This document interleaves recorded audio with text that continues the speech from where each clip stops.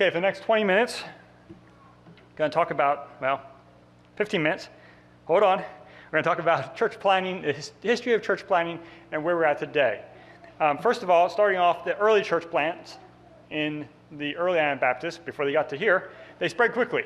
And they spread throughout Europe. In about 20 to 30 years, they had covered most of Europe.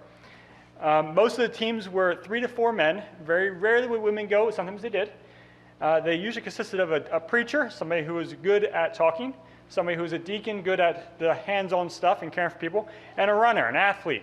And the reason is many times they were expecting they were going to get caught, and they wanted somehow for the people back home to find out that they were in prison and that they needed to send more missionaries. I read through the Mars Mirror last fall, and it was amazing how many times I come across this phrase, something along the line of so-and-so and so-and-so, or 3 men went from this town to this town, and so-and-so and so-and-so was arrested and never mentioned the 3rd man again. He was a runner. He got away. And he went back home and told them, hey, they were arrested. They're going to be killed. Send more missionaries because this town still doesn't have a church. It was a little more difficult back then. That movement was driven underground about 40 years. There are some areas that it still continued on, but because of persecution, about 40 years, that first thrust was finished. Jump forward now. I could go into the 1800s or the 1900s, but we're going to jump to the 1950s. The main thrust of urban and outreach churches in the 1950s was the Eastern Mennonite Mission Board. It started a number of churches. A lot of those were in the Maryland, Pennsylvania, most of those areas there. My home church in Her Street was one of those, and it was started back in the 1950s. In the Midwest, Irvin Shantz was probably the main face for the church planting efforts there. He started moving in Minnesota, Wisconsin, and then up into Canada. Probably the church that's most familiar to would be Kitchie Pines. That's where Val Yoder would have been involved with. Leroy Yoder would have helped start that one. But there's a number of churches up there in the north there that were started out of that movement. Quite a few that still survives today. That was 1950s. Now we're jumping forward and some of that in the 1960s was when he was up in Canada. So 50s he was in the United States, Canada was in the 1960s. The churches in Canada, none of them have really survived as Anabaptist churches. There was a Pentecostal charismatic movement that moved through, and eventually it just gobbled up all those churches, and they're no longer with us. Some of them went really, really weird, if I can say it that way. Some are probably still Christian churches, but they're not necessarily Anabaptists anymore. 80s and 90s. Clayton Shank in York, Jay Fox in Reading, and Alan Roth in New York City. That was kind of the faces of church planting in the 80s and 90s. And outside of that, there was a lot of witnessing from rural churches going into the cities, but they weren't really planting churches. And then sometimes some of those people would leave and go to country to join churches, but there wasn't really a lot of churches being planted. It was more pulling people into existing churches. The Charity Tape Ministry and CLP school curriculum was also very influential at doing that same thing, pulling people in. Charity pulled people in from all the United States with the Charity Tape Ministry. They all got together and tried to make it work. Sometimes it worked, sometimes it didn't. CLP also pulled in a lot of people from throughout North America and the world. Both of those had impact around the world as well. Early 2000s, the Anabaptist young people started going to college. We had a few events then that happened that kind of transformed my generation. You had 9/11, and we were told, we'll keep you safe. And all of a sudden, we didn't trust anybody to keep us safe anymore. And soon after that, we had a financial collapse, and we were told, we'll care for you. And my generation said, wait a minute, what about this financial collapse? I don't have a job. And so in the Mennonite world and in society, but in the Mennonite world, we went to work. We went to college. When I started, there was very few people in college. The next year, I had 16 people contact me wondering how do you start to go to college. And I think 15 of those went. It just ballooned out. This has caused an expansion in ideas in the Mennonite community. Some of it was good, some of it was bad, but it was there. Well, we also traveled the world extensively in the early 2000s. And this also expanded our worldview, and it started to make us think, what's outside my small farming community in masses? The interest in outreach church planting started to grow at that point. And up at that point, it was kind of stagnant, slowly moving, but then the graph shot up in the early 2000s, and then probably by 2010, it was really starting to move. Most of the early efforts were individual families moving to some city, someplace, and trying to start a church. The reason was there was not enough families to make a team. I mean, I remember in my early years of talking about church planting, if I wanted to talk to anybody about church planting, I had to go to New York City, or to Reading, or to York. Outside of that, there was very little interest in church planting. And so anybody that was interested in it just finally gave up trying to recruit a team, and they moved by themselves. Some of these efforts attracted more families down the road, and they're still with us today. Some, not very many, but a few. Some of these efforts, they finally kind of burn out, gave up, and joined a local evangelical church. That's happened pretty often. Probably most of them, they lasted for 2, 3, 4 years, and then they gave up and moved back to their home communities. And some of them are very stagnant there. Some of them are plugged into communities and doing well. But overall, that early movement has not done well. And I think I can understand why. Now, I'm not going to say it was a failure, because it did give a little bit of a blueprint for how you don't do church planting, maybe, but also some direction and some encouragement for other people to get involved. The next stage, and we're kind of in this stage somewhat still, is 2 to 6 families from different backgrounds. You come to a place like this, you find somebody that's inspired about church planting, and you join up with them and move in and start a church. This movement is still progressing. That still happens. Most of these groups are struggling to work together. We are talking massively different cultures, and all coming together with the idea, oh, we're all Christians and we're all want to plant churches, we should be able to do this together. It doesn't always work so well. Some of these have broken up very quickly. Some of you here have been part of some of those that have really struggled, and some have broken up very quickly. Most of the ones that are succeeding had very good oversight from outside. Mentors coming in, maybe one of the couple's pastors took an interest in it. That almost seems like if there was no oversight, it was almost impossible to survive. If there was good oversight, it did survive. Now, the oversight was not always on paper, but it was people who were taking interest and praying for them and mentoring them along. So it wasn't, you can't always say, well, who are your overseers? That's not always there, but they were there, the ones that survived. The current movement is moving towards more of a church planting churches. And this probably has a lot of advantages over the first 2 groups. First of all, this was a luxury that was not available 20 years ago. There's very few churches that had a stomach to plant indigenous churches 20 years ago in the Mennonite world.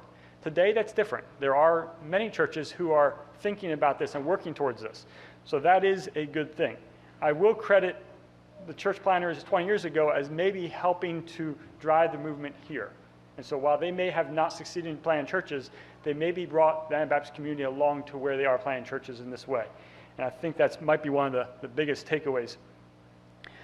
One critique I would have of this is if you have everybody coming from a monoculture, one culture, you may be able to work together well. Your struggles might be less, your storming might be less because you've known these people for years.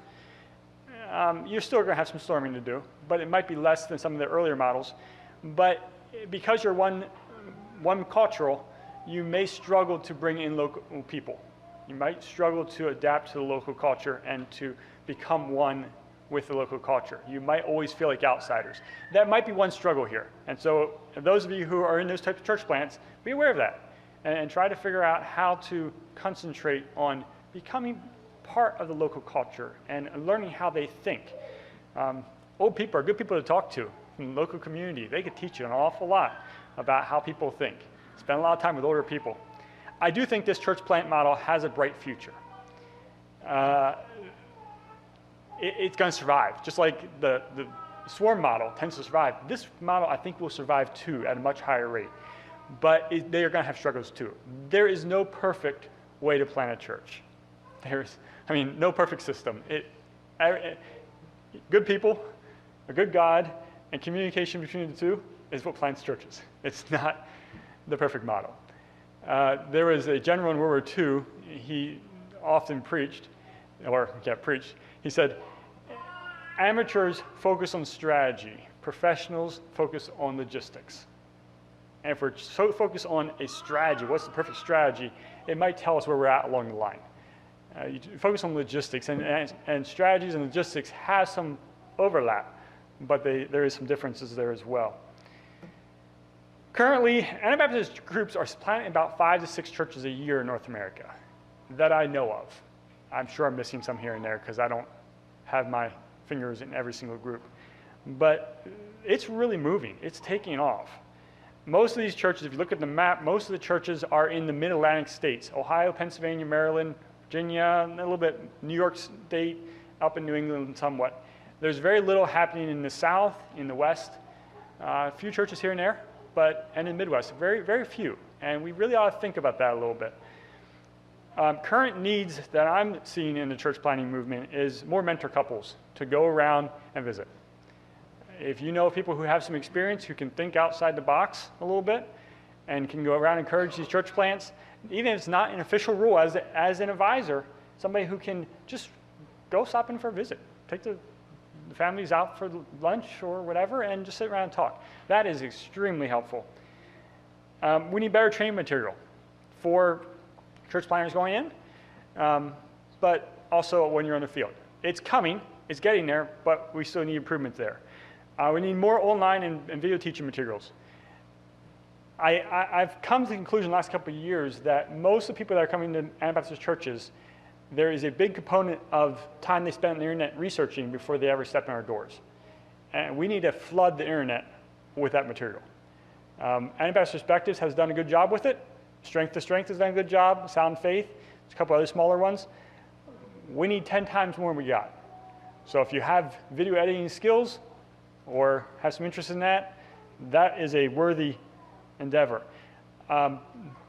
There's 3 or 4 families in our area, right in our area, that Anabaptist Perspectives had a very big part in bringing them into the Anabaptist church that I know of. And that was just the last few years. Anabaptist Perspectives today is running a budget of about $40,000 a year. That's peanuts when you talk ministries. And they are having a huge impact. They are reaching around the world as well. There was recently a lady from London in England that has come to, I think she was not a Christian, I think she come to the Lord, and she has come over here, joined a church here, kind of as an absent member. And there's some work about trying to get a church surrounding her in London. The online is where a lot of things are happening these days, so don't forsake that. We also need finances to support church plant teams in the more expensive areas.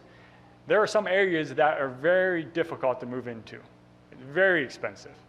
I was just talking to somebody who just moved to San Diego, and the expense there, fortunately they had a business that they could move with them and they can support themselves, but it's very difficult to move there, and so we need to find ways to find financing to help support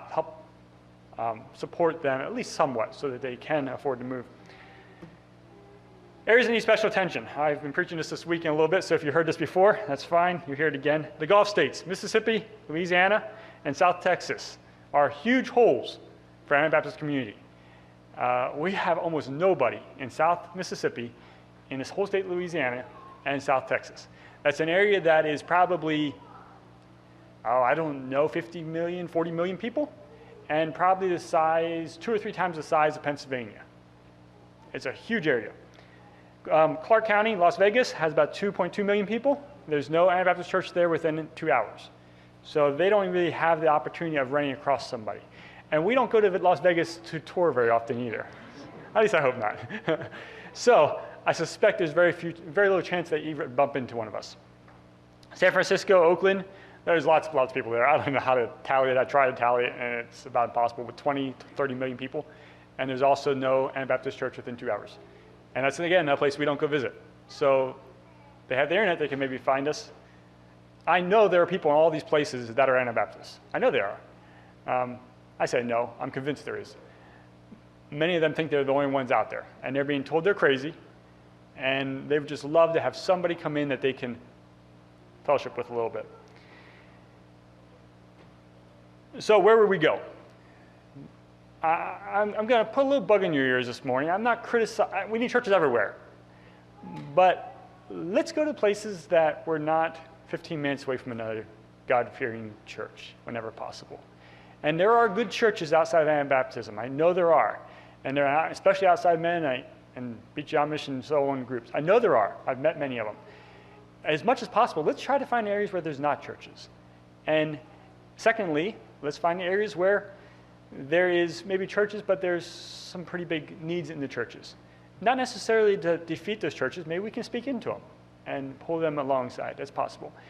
I do feel a little bit odd saying even this kind of thing, because you could easily come back and say, well, let's just go to 1040 Window where there's no churches. Let's go there. Some of us are not going to be able to get there. I don't have the skills. I'm built wrong for it. I love if people go there. I'd love you all go there. I'll support you. I'll pray for you. Don't have those skills. Some of us, God equips differently, and he wants us different places. But if at all possible, let's think a little bit farther as we are thinking of church plants. And the main reason for this topic this morning is loneliness sometimes is because we feel that we're the only ones there. And we're not the only ones there. There was people for the last 500 years that were planting churches. And many of them struggled with loneliness too. Many of them felt they were the only ones there. And there's many people today, look at the board, there's like 30 green dots on there. There's a lot of people in each one of those churches feel like they're alone too. Yes, you might be a little bit alone, but if you can capture the idea that I am part of a larger movement, that helps a lot in not feeling abandoned. And so focus on that a little bit. One of the things we've done in the last years is, as much as we can, we get out to just stop in and visit church plants or people that are interested in church planting. This year, we're kind of in a transition. We're looking at moving, so we're kind of in transition. We're not very focused on Hamilton right now. And I think in the last 6 months, we visited 19 different places that were either church plants or urban churches or people who were interested in starting something. And it's been extremely encouraging. I hope they were encouraged too. I know I was. It's been extremely encouraging.